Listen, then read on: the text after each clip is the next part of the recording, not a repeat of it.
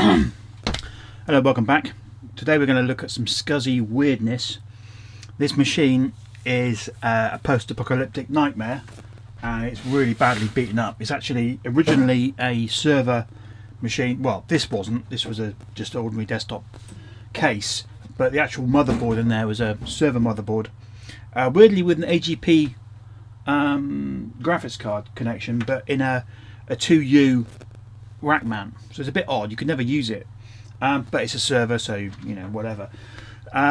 It's a bit of an oddball board that has some server features, but with a desktop graphics card. It's really weird. Anyway, let's see if this actually works. I've not booted it in a while. Let's say my monitor's gone funny. This is very useful. Oh, there we go. Server board. Yeah, so server board, P4. Whoa, the power. Is it going to load? That's the question. This is full of, oh, there we go. So, what am I saying? CMOS battery low, that's fine. Whatever. Let's go into setup anyway and have a look. So it's 1.8 gig P4. There's look at the memory. 2048 megabytes. Oh my goodness, there's so much memory, and there's quite a lot of stuff going on here. I think it's a IDE boot, but there's a lot of SCSI going on. So let's hope it loads. Tell you what, let's wait for it to boot, and then we'll see.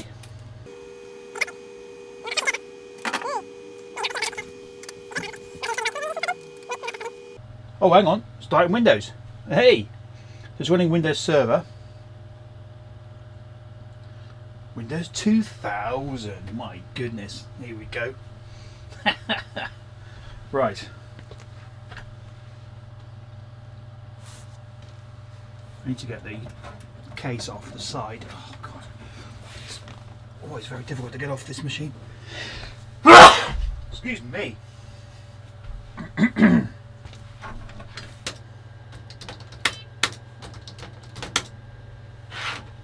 It was one of those. Okay. We'll just get to the desktop and then we'll swing around and have a look at the innards.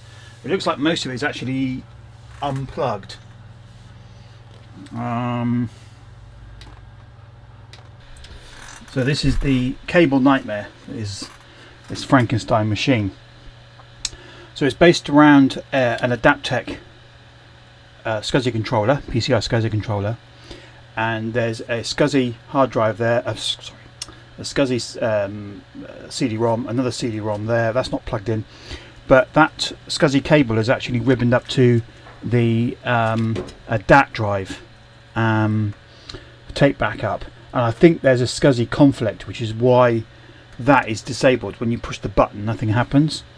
This one down here, so that's your IDE drive, that's the boot, and that one is actually an IDE zip drive, zip 100.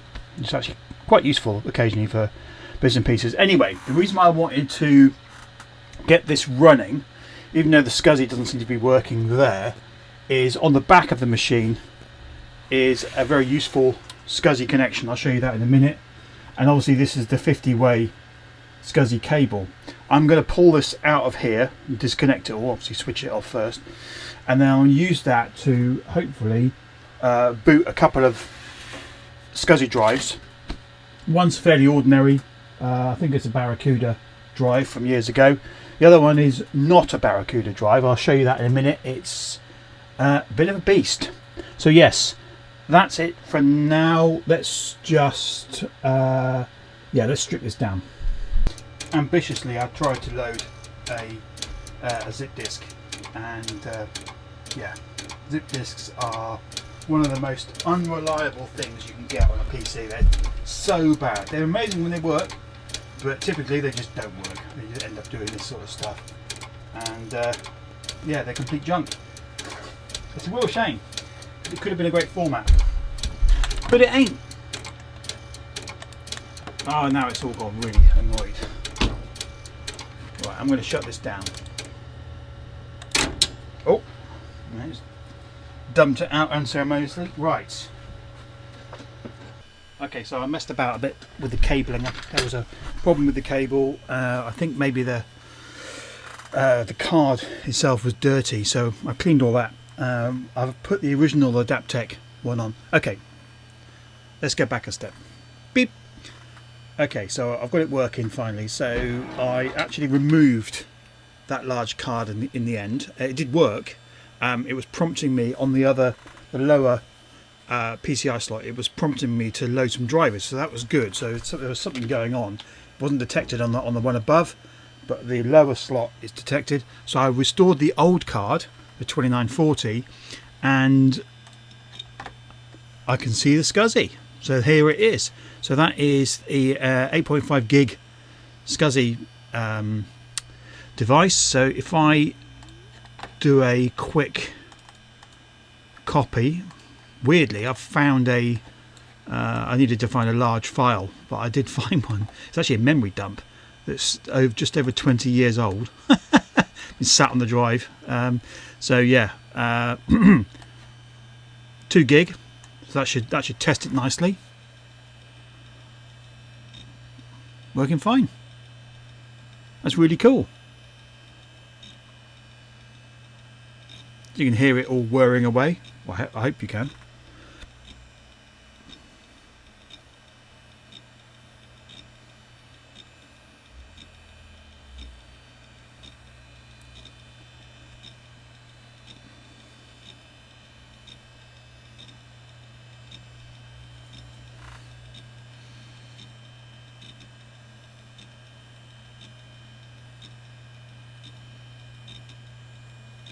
These days, obviously, 2 gig is much quicker.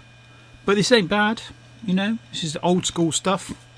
20-year-old kit, well, and more. And yeah, it seems to be working alright.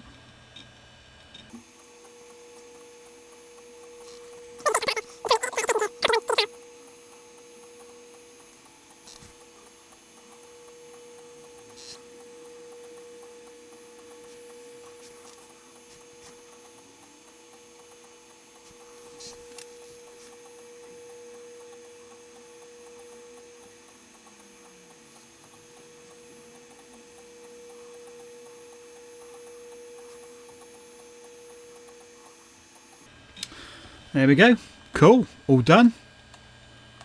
I'm chuffed that that's worked, to be honest.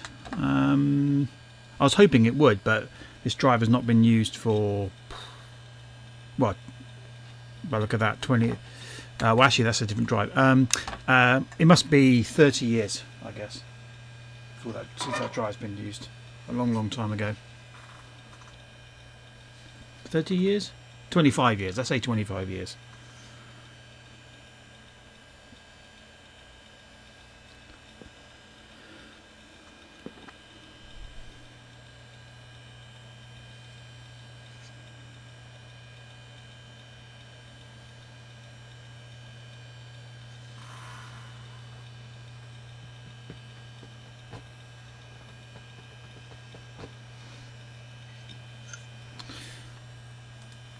Okay, there we go. There it is. Very nice. Very nice. One thing I've used this machine for in the past, actually, with the SCSI, is I have cider press installed, which is actually quite useful for addressing and manipulating Apple drives on a PC. So if you've got stuff on the PC, a library, access to the internet, whatever it is, then you can use cider press to address, format the drive, get data on and off it. It's actually quite useful. Sometimes it can be a little bit of a pain to get older Mac hardware accessible with modern hardware. Plus the fact I've got more PC kit than I have Apple kit. So, as in Mac kit. So what I'm going to do now is I'm going to shut this down. So this was a good, nice little test. But it wasn't what I was aiming for. It wasn't this, or at least this was only the first part. The actual test is coming up. Okay, now we're going to go proper. So this was the original drive that we're messing with. This bad boy is a 1 gig Seagate drive. So this is 8.4 gig. This, I believe, is 1 gig. and it's a monster. And it sounds great. I mean, it sounds like a jet engine, but now I don't know whether this works. It's been in the garage for a long time. Unfortunately, I shouldn't have been in there. But I've noticed there's quite a bit of corrosion on the front there, behind this plate, this plastic bezel. The actual front of it's rusty, which is not good. So I've got a feeling it's not going to work. Anyway, let's turn it on and find out. Oh, I can hear noises.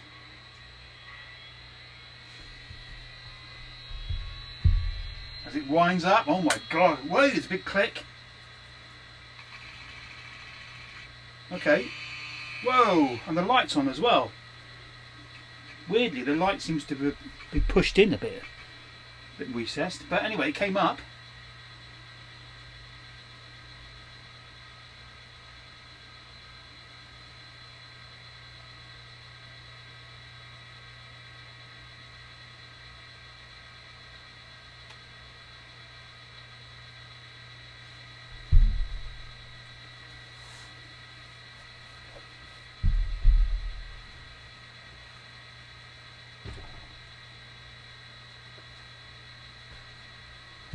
Let's wait for it to boot.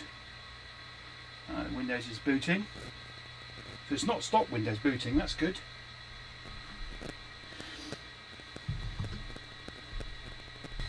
Right, so it's booted. Let's go to disk management and see what kind of damage there is.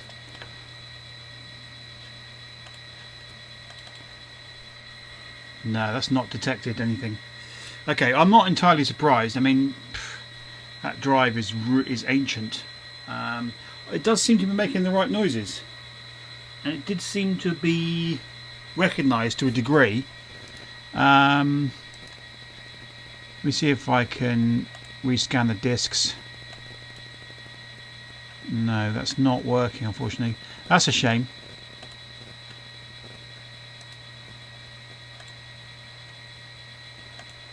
Yeah, okay, so what I'd need to do is to get it booted up on a system where the SCSI adapter itself was had enough BIOS to allow it to address the drives. What I was looking for on some of them, I believe it's like Control A or something, where you go into the controller BIOS and you're able to, you know, view disks and modify settings and whatever. You can actually scan the devices attached to the SCSI chain. So I believe these ones you can have up to 7 devices. I'm sure it was Control A. Probably this bloody screen's in the way now. Control A. Oh, you can hear it being addressed there somewhere. If you do a hard reset, the reset button, and then do that and press escape. Oh, that was too quick to see. It was Control A. Let me try that again. So you do that, comes up with there, you press escape, and you can see the boot menus, or see the BIOS screens. Alright, and then Control A brings up the adapter settings. So this is the adapter settings. This is what I was after. So we've set the SCSI ID as 7, so that's the default. So you can go to SCSI utilities and it then scans through the connected devices so we can see whether there's anything on it. So it's actually found it. So there's the adapter, but it's actually found it. Verify me. I mean, this is dangerous stuff, but no host adapter error, check condition. Oh dear. Should we dare try a format? Whoa, that might be really bad. Unexpected SCSI command failure. Okay, so the actual, yeah, so the SCSI port there is knackered. That's a shame. So it's definitely, let's enable termination. Boot device 0, so that the device is actually set to boot 0 anyway. Nothing much I can do on there. Support for bootable CD-ROM, that's cool. Do that, save changes, yep, and go into SCSI utilities. We're going to enumerate them again. You can hear it hitting it. It's obviously querying the drive. So, but it doesn't like any of the SCSI commands. Yeah, that's a shame. So that drive, I think, is cream crackered. It's a shame. It's making all the right noises, but he's not a well bunny. Let me put that back to automatic. In fact, what I might do actually is set that to defaults and then go back. I don't think there's anything I can really do. So this sees it, but it doesn't report it to Windows as an accessible device, which is a bit of a shame. Yeah, it can't measure the capacity of it. That's a shame.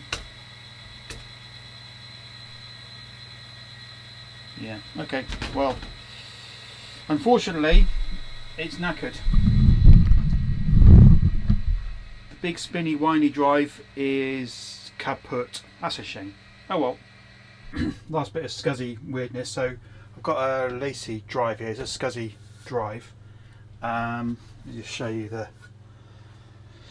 how can I do this? Let me show you the back of it. So that's got the larger connector and the 25 pin D connector on it, and obviously it's powered and everything else. So, and I've got the back of it connected to the adapter, the Ultra, and to the 25 pin D. So I don't know whether this is going to work, but I want to see what's on this drive before I connect it up to anything Apple. So yeah, let's see if it'll work. I mean, it might just go bang. I've no idea. Whoops.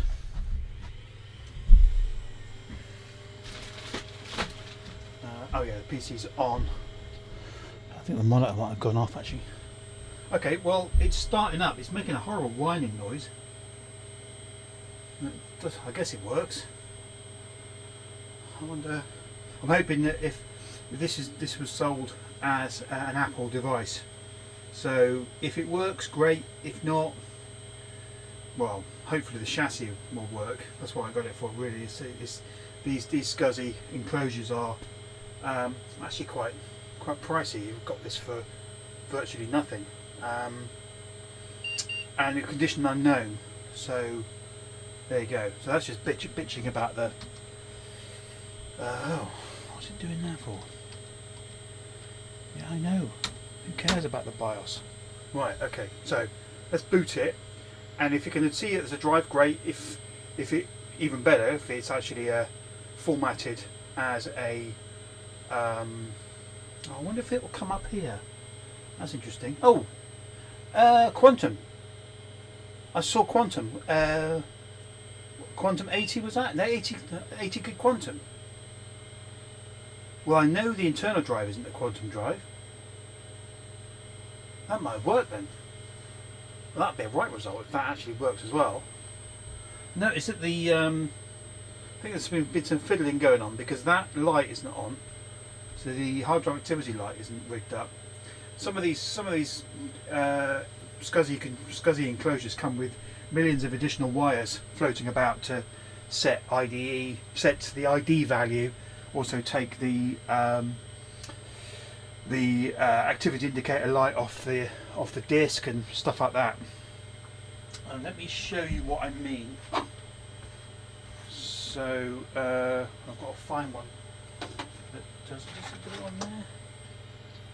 Yeah, so for example, hang on. So for example, on here, you see there's a little header inside the drive where you can take off the, you can put jumpers on there, or you can put a connector to the little thumb wheel to set the ID of the drive, and also one of those will be a couple of those will be the output of the ID for the LED for the activity indicator.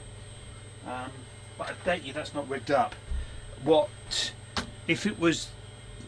I don't know whether it is or not, but if it's 80 gig, maybe that was the original size. I don't know. It's sold as unknown. So, but if it was upgraded, that would be typical. That, you know, people just bung the drive in, it works, and they just leave it alone if there's only one device, and they don't bother to rig up any of the ID selector or the LED indicator, or maybe they plugged it in the wrong way round. So that might be a nice one if it actually works, and we'll open it up and see whether the we can restore the ID select and actually select what channel, what ID the drive has. Currently, I'm not even sure what it is. There's also another switch on the back. That might be for write protect. Interesting.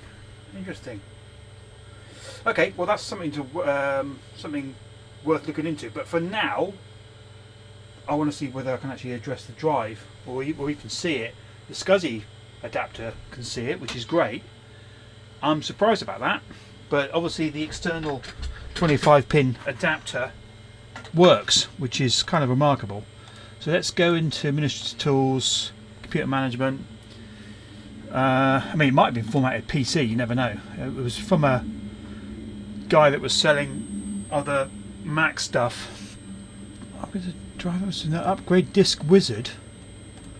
Hello. I want to write a signature. Oh, this is going to start messing with the drive. Hey, oh, 80 meg. Right. Okay, that's not encouraging. 80 meg. Hang on, let's see if we can open the thing up. Oops.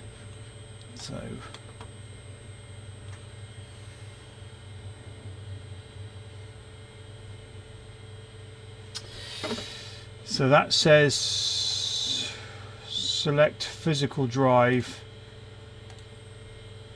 80 meg. I doubt whether it's any 80 meg, so there's obviously something going on. It's not oh, that is very loud. I wonder whether that's either the disc or the fan. I'm not sure which. It's hurting my ears. Yeah, so that's no good. Whoa! Examining contents. What's that? Scanning what? Christian? What? What did that say? Unable to open that what?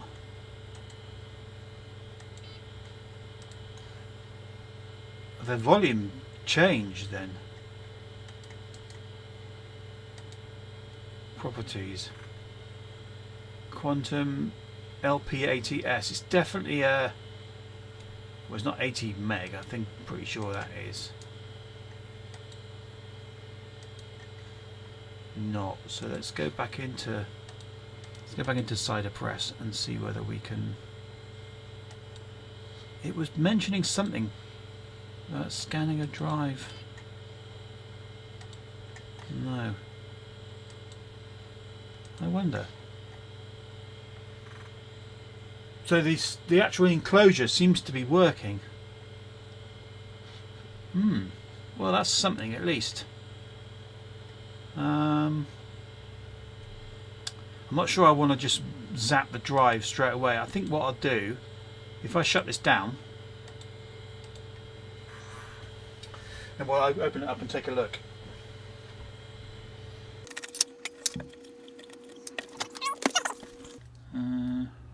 Two screws. I'm not even sure whether it's quite. Oh, it's fairly loose. Right. Okay.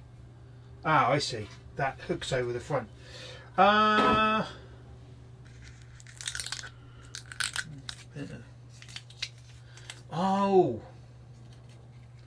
I'd forgotten all about it. It is 80 meg. Yeah. Okay. It was me. Ah. Right. Okay. It was me dicking around with this stuff. Right, okay, this is an 80 meg drive. Okay. That makes sense.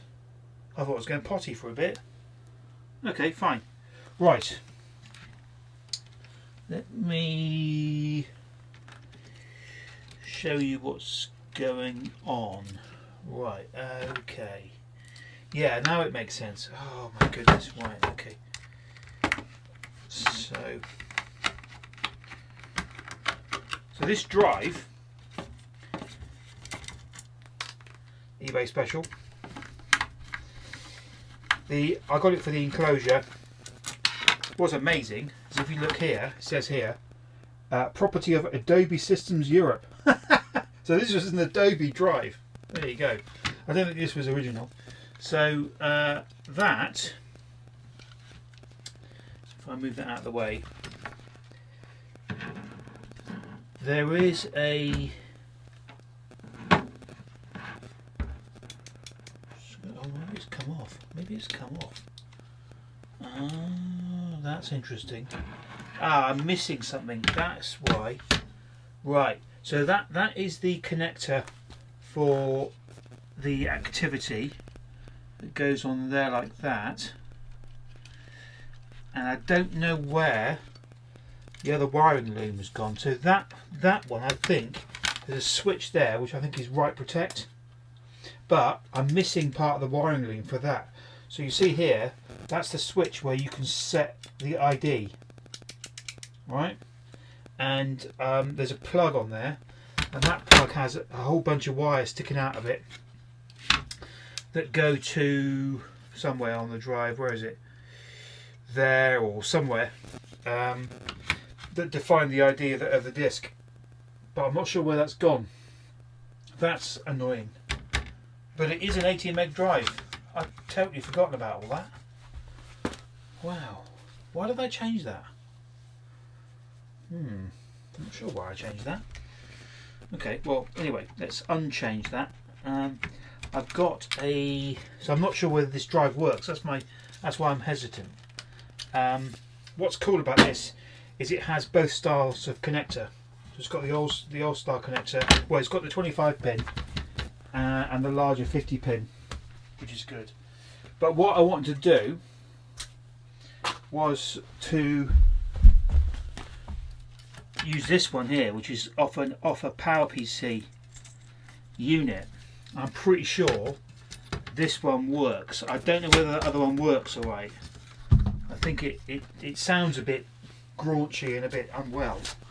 But I wanted to show you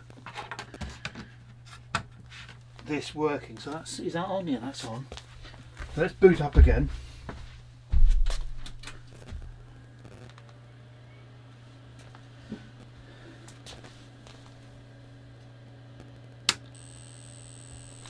Start it up.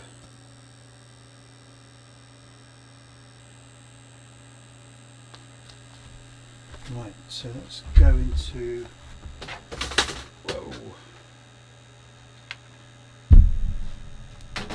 into the SCSI BIOS again. Oh dear, that's not very happy. Is that the wrong disc as well? Oh bloody hell, I'm not doing very well here. Oh, maybe not. Okay, so go into SCSI Utilities. And it scans the drive, so that's probably ID 0 again. There we go. Yeah, there's a quantum fireball. So that's right. So I'm not. Whoa! Don't format it. So I'm going to exit utility and go to Windows. And then, in theory, at least, we should be able to load up Cyberpress and actually mount the Mac volume under Windows. So we're back in Windows. So let's have a look at computer management.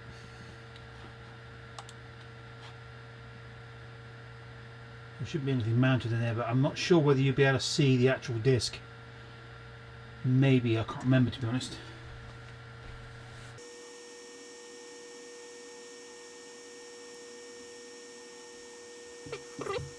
Maybe this drive.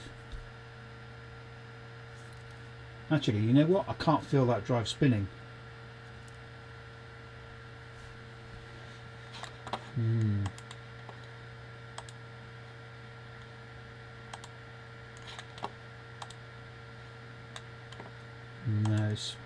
it's reported as zero megabytes. Yeah, that's not working either. Okay, well, I'm not doing very well here, am I? Well, to say it's been a mixed bag is probably an understatement. We have this one which makes a terrible noise when it starts up. That's a little quantum. We have this quantum here, which I didn't realise the size of it. Didn't even remember putting it in there. That's 80 meg. I think that one's okay actually, but something weird is going on. That will probably work okay on a Mac. I'm going to rig this up anyway. This is going to be for my Mac Plus. This 8 gig drive, that's working perfect. That's nice. This bad boy isn't. It starts up, makes exactly the right authentic noises, but it's no good. And the fact it's got rust on there and corrosion is not a good sign. Although I actually think mechanically it's okay. There's so much hardware and electronics in there, it's ridiculous. I mean, look how dense that is. Obviously a lot of this stuff has been condensed into smaller chips, but yeah, that's a real shame. I wanted to get that working. It has that authentic, it's bloody heavy, has that authentic old school, I mean, just give you a comparison. Hang on a sec. I mean, people do this all the time, and it's a bit daft, but this is, let's get a suitable one.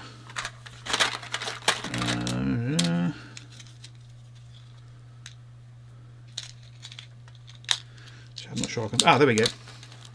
So this is a 16 gig micro SD card versus this, which is insane.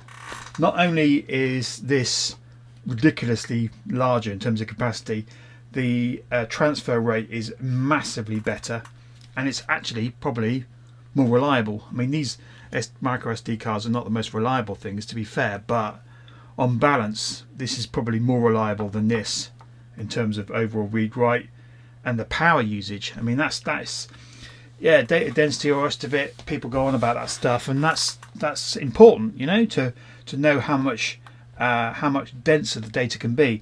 But for me the biggest thing is the power consumption. This is minuscule compared to this, but there we go. So things have come a long way, and you know, for the most part things have improved. Obviously this doesn't have the sounds and the smells of retroness. It's got its place, but yeah, I still really like it. I'm going to have another go. Obviously if I take the top off, then that's gonna break the seal. I don't really want to do that. I think mechanically it's okay. I just don't know what's going on. It's not seen as a device. It's weird because I would have expected it to report itself as Seagate, which makes me think maybe the logic board is broken. I don't know. These go for mega bucks on eBay. I've seen these for like $100, $200, which is ludicrous when you think about it. But there you go. These are rare as hen's teeth, and you just don't get them anymore. Anyway, that's it for now. I think I've had enough of SCSI for a little bit. See you next time. Cheers.